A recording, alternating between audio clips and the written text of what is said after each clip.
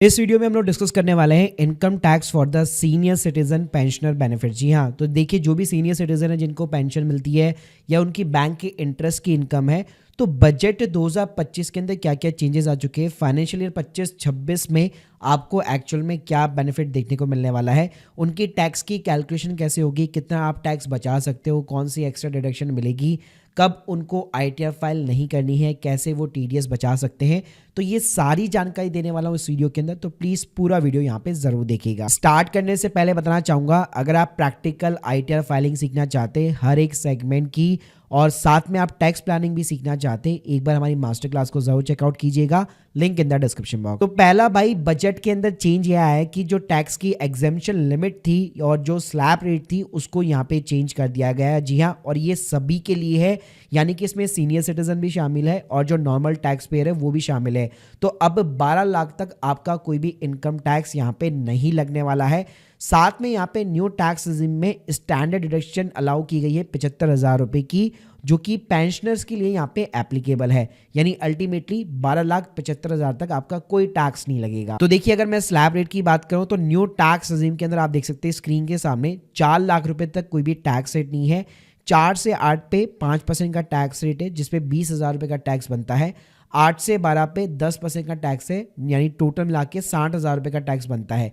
लेकिन गवर्नमेंट आपको ये बोलती है कि अगर आपकी इनकम 12 लाख रुपए तक है तो और आपका जो 60,000 रुपए का टैक्स बन रहा है उसके ऊपर 100% आपको 87 के अंदर रिबेट मिल जाएगी, यानी आपको अपनी जेब से कोई भी इनकम टैक्स पे नहीं करना। तो देखिए अगर इसकी आपको कैलकुलेशन करनी है तो एक एक्सेल बेस हमारा कैलकुलेटर है, उसकी लिंक मैं आपको डिस्क्रिप्शन बॉक्स में देने वाला हूँ। इस कैलकुलेटर की अच्छी बात यह है कि आप जो भी आपने इनकम डालेंगे ये आपको new regime old tax regime दोनों के बीच में कंपेयर करके देगा। तो यहाँ पे फायदा क्या है, जैसे मान लीजिए आपकी जो पेंशन की इनकम है टोटल सब कुछ मिला करके 12 लाख या उसके नीचे की अगर आपकी इनकम है, तो न्यू टैक्स रिजिम में एक तो 75,000 रुपए की आपको स्टैंडर्ड डिडक्शन मिलने वाली है। इसके अलावा यहाँ पे जो है आपका बैंक का एफडी का इंटरेस्ट हो गया, इसके अलावा सेविंग अकाउंट का इंटरेस्ट हो गया, या एनएससी सर्टिफिकेट का इंटरेस्ट हो गया, या फिर फैमिली की पेंशन हो गई, उन सभी के ऊपर भी यहाँ पे जो है स्लैब रेट के अकॉर्डिंग ही टैक्स लगेगा।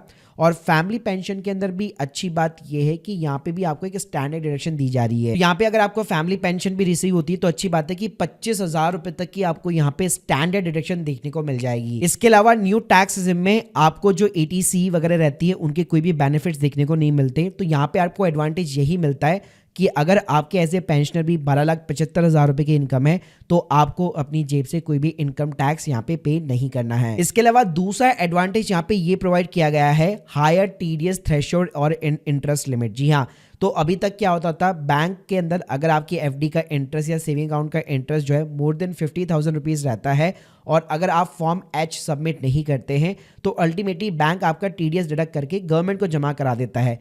लेकिन अब ये लिमिट इंक्रीज करके 50,000 से 1 लाख रुपए कर दी गई है, यानी 1 लाख रुपए तक के इंटरेस्ट पे आपका कोई भी यहाँ पे टीडीएस नहीं कटने वाला। तो अब आपको यहाँ पे फॉर्म H जो है जमा कराने की जरूरत नहीं पड़ेगी 1 लाख रुपए तक, और आपका यहाँ पे कोई भी टीडीएस बेसिकली नहीं कटेगा। और अगर ये 1 लाख को क्रॉस भी करता है तो स्टिल आपके पास में एडवांटेज ये रहेगा कि आईटीआर फाइल करते टाइम 12 लाख तक आपका वैसे भी टैक्स फ्री है, तो अपना एक्सेस टीडीएस आप रिफंड आराम से क्लेम कर सकते हो। तीसरा यहाँ पे बेनिफिट ये प्रोवाइड किया गया है, जो थ्रेशोल्ड लिमिट होती है रेंटल इनकम पे वो भी इंक्रीज कर दी गई है। जी हाँ, तो जो रिटायर्ड पर्सन्स होते हैं जो कि टोटली डिपेंड करते हैं रेंटल इनकम के ऊपर, वहां पे भी जो है टीडीएस की थ्रेशोल्ड लिमिट जो है 2.4 लाख रुपीज से लेकर 6 लाख रुपए कर दी गई है।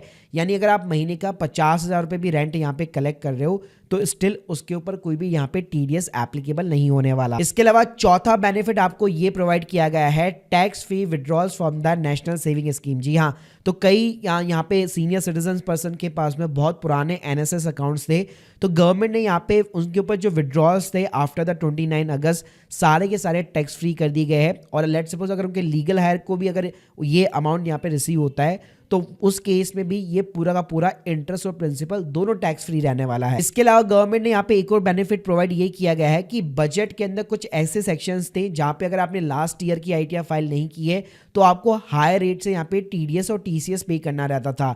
लेकिन अब अच्छी बात यह है कि यहाँ पे भी आपको रिलैक्सेशन बेनिफिट प्रोवाइड किया गया है, तो अब आपका हायर रेट से टीसीएस और टीडीएस नहीं कटेगा। इसके अलावा अगर मैं आईटीआर फाइलिंग की एग्जामिशन की बात करूं तो देखिए जो सुपर सीनियर सिटीजन होते हैं जिनकी एज 75 प्लस होती है और उनकी केवल पेंशन और इंटरेस्ट से इनकम है, तो उस केस में उनको ITR फाइल करने की रिक्वायरमेंट नहीं है। और अगर आप एक नॉर्मल सीनियर सिटीजन है, आपकी मान लीजिए इंटरेस्ट की भी इनकम है, पेंशन भी आता है और जगह से भी अगर इनकम आती है, तो अगर आप बेसिक जो एग्जेम्पशन लिमिट है न्यू टैक्स में अगर आप देखेंगे तो 4 लाख रुपए की ये लिमिट है।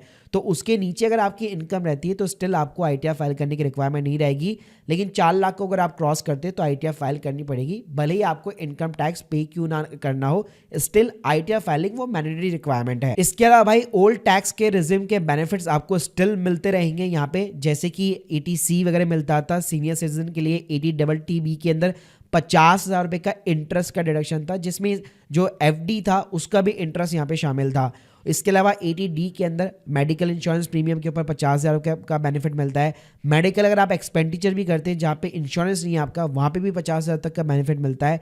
इसके अलावा 80DDB के अंदर आपको 1 लाख रुपए तक का मेडिकल ट्रीटमेंट स्पेसिफिक डिजीज के ऊपर मिलता है।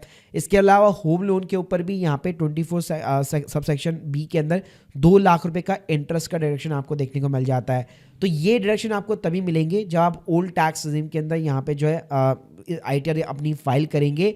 और वहाँ पे ध्यान रखिएगा, वहाँ पे स्टिल अगर आप स्लैब रेट देखेंगे तो 5 लाख के ऊपर टैक्स है, 5 लाख के नीचे कोई भी आपका टैक्स नहीं लगेगा। तो guys hope you like this video, please subscribe channel. अगर आप लोग के कोई भी डाउट्स है कमेंट बॉक्स के अंदर जरूर बताइए, और सारे सपोर्टेड लिंक्स मैंने डिस्क्रिप्शन बॉक्स में दे रखे हैं। Thank you guys, thank you very much.